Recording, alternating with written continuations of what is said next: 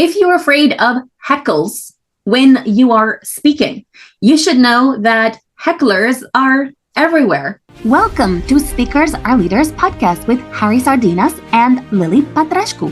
Discover how to become a charismatic speaker and leader so you can attract ideal clients and business collaborations. And you have not experienced hecklers if you have been very lucky. And I've been quite lucky not to experience hecklers apart from one. And that clearly means that, I still have a lot of, events to speak at. So, but one thing that is important is to prepare for being heckled or prepare to be challenged. And there is a certain technique that can be used in order to balance a negative complaint or a heckler or someone who is trying to kind of hijack your event so that you are always in control of what's happening. So how to identify the people that want to hijack to the event? There are certain patterns that we give you a sign because I do have several of them in my events, and you have to learn how to identify them. So number one, they are very participative. Yeah, they raising the hand all the time, even if you're not asking a question. They're raising the hand. I remember one conference in Lancaster Gay Hotel. I'm speaking, and this guy is raising the hand, and I'm telling to the guy questions at the end, and the guy keeps raising the hand, and then I'm looking at him and said, "Listen, questions at the end." And this is very interesting because when I'm starting the conference, I always said it depends on the type of conference, but if it's a talk that I will ask questions at the end, I will say that at the very beginning. Look, we're gonna have an amazing talk. We're gonna talk about a lot of things, and I'm happy to answer all the questions at the end. What happened with the heckler is that the heckler always arrived late. So basically, it's out of context because when he arrives, yeah, he wants to question everything. He wants to ask all the questions. He wants to raise the hand on the time. And if he arrives on time, he will know that this had been settled. So what can you do is, number one, reinforce that rules. Because in action of rules, the audience or the heckler made their own rules. So when you have someone in the audience raising the hand, trying to ask question without you asking any questions, right? You have to look at them and say, look, remember what I said at the beginning, that you don't need to say that the person was late, but you said, remember what I said at the beginning, question will be at the end. It doesn't matter, the heckler will keep raising the hand. They're bulletproof, but you're not doing it for them, you're doing it for the audience, because the audience now start to feel a little bit uncomfortable that someone is raising the hand and said, why Harry doesn't take the question of this person. I know that this is fine for them to hijack the event. Number two, eventually, because that will happen, eventually, when you don't give them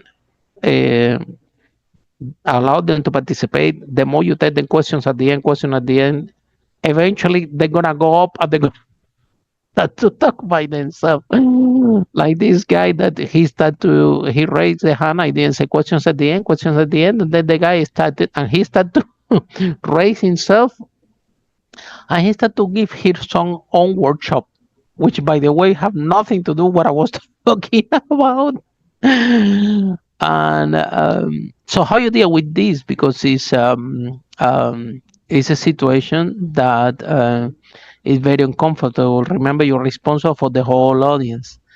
And so number one, you always have to de-escalate the situation and minimize the situation. So how you do that? Number one, you clear it. You cannot remember that when you have a hijacker, if you tell off the hijack in front of the audience, depending the way that you do it, you might lose your audience as well. So you can never, you need to do this professional. And the way to do this professional is, number one, be nice with that person. And let's say that the person is talking about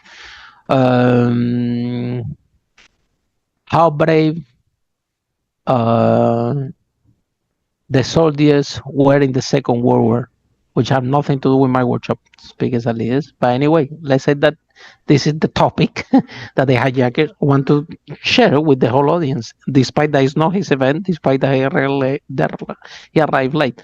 So when he started to say, "Oh, the soldiers, they were very brave in the Second World War," you said, "Hi, hello, excuse me, sir, thank you so much for giving us this information. However, today this is not a topic that we're covering. Regardless, that is very interesting what you say. So you make a joke, you de-escalate the situation, okay, and then you reinforce the content. However, remember, every participation and every point that you want to have, yep, we can discuss this after at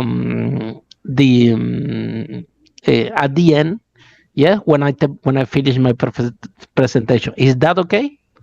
Now, I have situations when the hijacker said, "No, it's not okay," and I'm gonna keep speaking.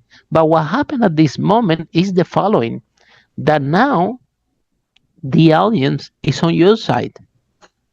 So you don't need to worry about this anymore, because now you set up the rules, and now what happened, and this is what happened to me, the same audience had taken the person out and they have called security.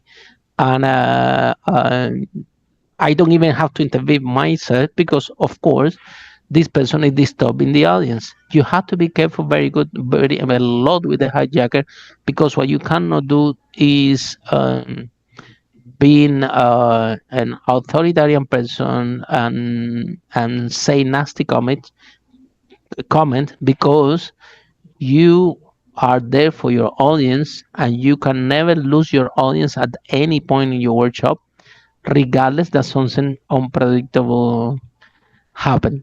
So these situations sometimes are a little bit at the beginning funny, yeah, and sometimes, but you do have to be an experienced speaker. I remember once time I was doing a presentation and I knew that the hijacker was there. So, and again, he's arrived late, dressed in a different way than everybody else.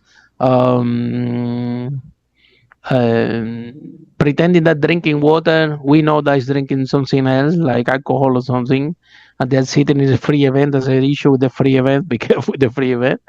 And but still sitting there, and the person is raising the hand to ask a question. I'm saying questions at the end. We will take care of the question at the end. And I remember that I finished, and I didn't give space to the hijacker to speak himself. However, as soon as I finished, it was a guest speaker there, and as soon as he said hi, that was Alex, his speed reading coach friend of mine. As soon as he said hi, hello, my name is Alex Garces, I'm a speed reading coach, and I'm gonna share something with you. As soon as the guy saw Alex, he said, "Me, I have a question." And he said, "Do you have a question?" And oh God, that the hijacker went there. So a part of the story is that with experience, you are able to identify if the situation happens, you have to de-escalate it, and you need to make sure you don't never lose your audience, and train your guest speakers, because if you're an experienced speaker and you know that there is hijacker in the audience, then you have to make your other speakers aware that the situation is in the room, because they were waiting for the spot in order to ruin your event, and you have to be able to be aware of it. Follow us for more charismatic speaker and leader tips.